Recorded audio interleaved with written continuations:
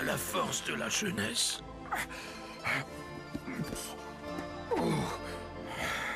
Suis-moi.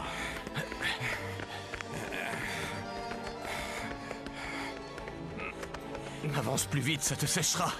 Allez, avance, grand-père, courage. Il faut atteindre la brèche où nous pourrons passer avant le jour.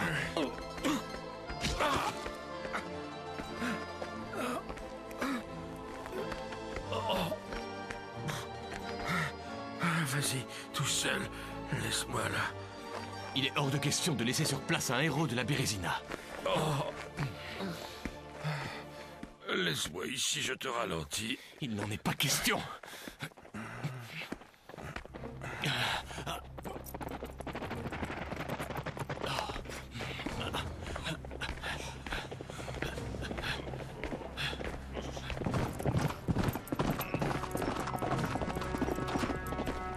Ils vont nous rattraper.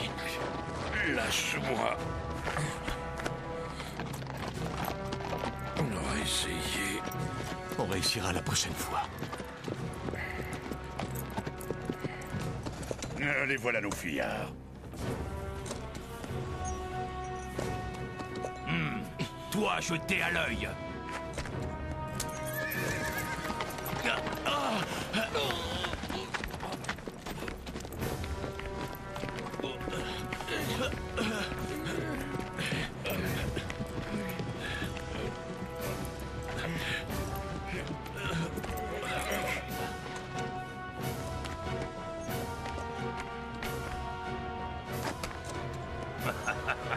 Salut, petit père. Et au revoir.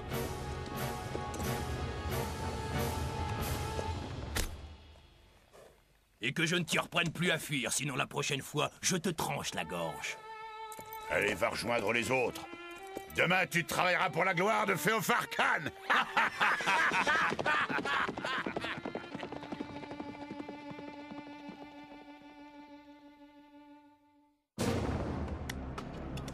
Dépêche-toi! Allez, plus vite!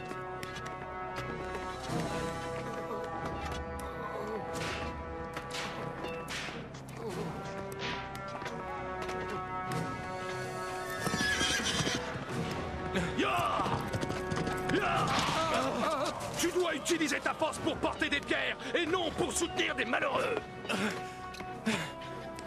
Je savais que la presse menait à tout, mais de là à casser des cailloux, c'est tout de même exceptionnel pour un journaliste. Pourtant, dans votre pays, beaucoup de journalistes ont fini au bagne, en disgrâce ou encore en exil. Je n'ai pas la prétention d'être un très grand journaliste. Eh bien, vous êtes non seulement au bagne, mais en disgrâce et en exil. Ils viennent de tuer le vieillard qui était avec vous. Cher monsieur Korpanov, vous savez comme nous qu'on ne peut rien attendre de ces brutes. Et dans la même... Attention!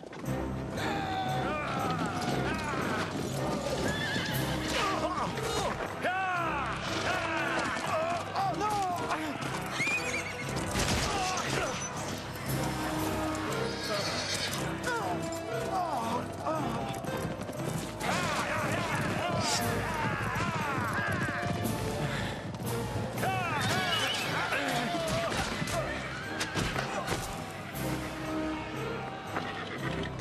J'ai tellement mal aux pieds, j'ai une cloque.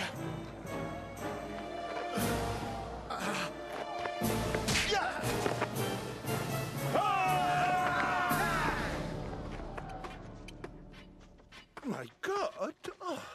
Là-bas, ce sont les troupes de Omsk, les vainqueurs de Omsk.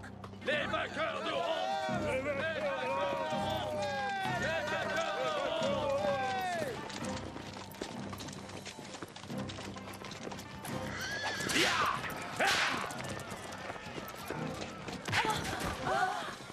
Je vous en supplie. Avance!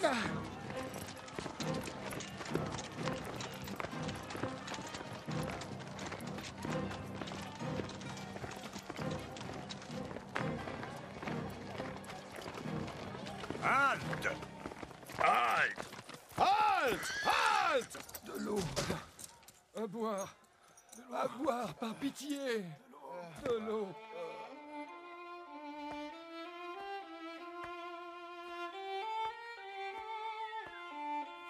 Merci Nadia, c'est très aimable à toi. Mais tu n'as pas terminé ton histoire. Qui était donc ce jeune homme qui t'accompagnait? Je n'ose en parler. C'était à la fois un frère, un père, et maintenant il est mort. Je l'ai vu blessé, rouler dans les flots de l'Irtych.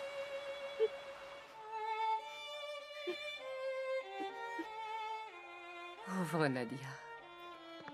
J'ai de lui un souvenir merveilleux. Hé, la belle, c'est pour toi. Laisse crever la vieille. Elle peut plus servir à grand-chose.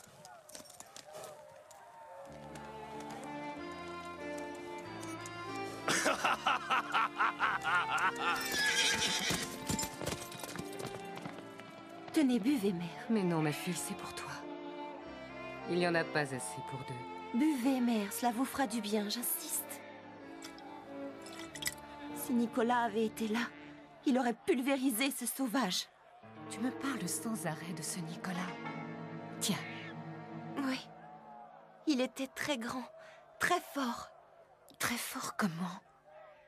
Beaucoup plus grand que les autres. Ses épaules étaient larges, ses muscles en acier. Plusieurs fois, je l'ai vu retenir des chevaux.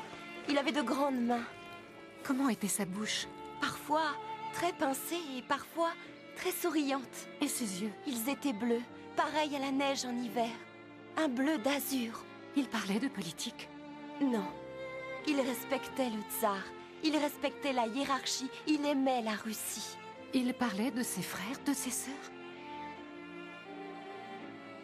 Jamais. Je crois qu'il était fils unique. Pourquoi dis-tu cela? Parce qu'il ne parlait que de sa mère. Que disait-il de sa mère? La même chose que moi de mon père. Je crois qu'il l'aimait, qu'il l'adorait. Il en parlait trop souvent pour un homme de son âge. De quoi parlait-il d'autre? De devoir, d'honneur. Restez là, mère. Je vais essayer d'obtenir à nouveau de l'eau et remplir la gourde. Ce Nicolas Korpanov ressemble étonnamment à mon fils. Grand, les yeux bleus, le sens du devoir, la description de Michel.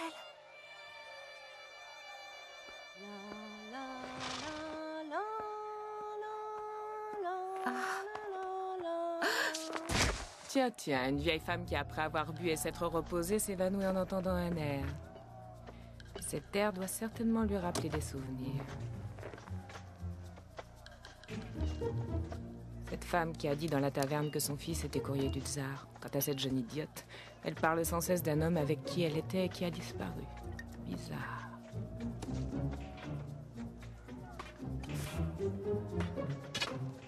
Allez! Toi, donne-moi ton cheval. Qui est cette femme? C'est une tzigane. Je crois l'avoir aperçue dans la taverne. Si j'avais dit là-bas que c'était mon fils, ils auraient compris qu'il était vivant. S'il se cache même de sa mère, c'est qu'il a de bonnes raisons. Je ne suis donc pas censée savoir qu'il est en vie.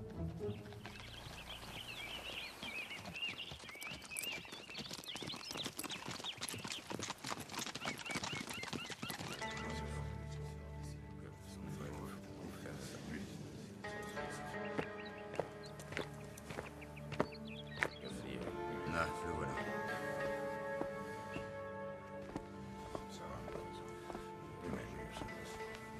Ivan.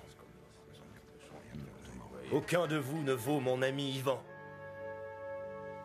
Parle, Ivan. Tu ne trouveras ici que des oreilles disposées à t'entendre. Et si ce n'était pas le cas, elles seraient sur des pics à 10 pas de leur corps. Taxir, j'ai pris l'Ichim et l'Irtych. Les Kirghizes m'ont rejoint de l'Ichim à Tomsk. Tout t'appartient. Que reste-t-il à faire? Tu peux pousser tes colonnes aussi bien vers l'Orient que vers l'Occident. Et si je marchais avec le soleil? Alors tu serais tourné vers l'Europe, que tu soumettrais à ton pouvoir. Et si je vais au-devant de ce flambeau du ciel? C'est soumettre à la domination tartare avec Irkoutsk, les plus riches contrées de toute l'Asie centrale. Mais le tsar... Tu n'as rien à craindre, Taxir. Si nous prenons Irkoutsk,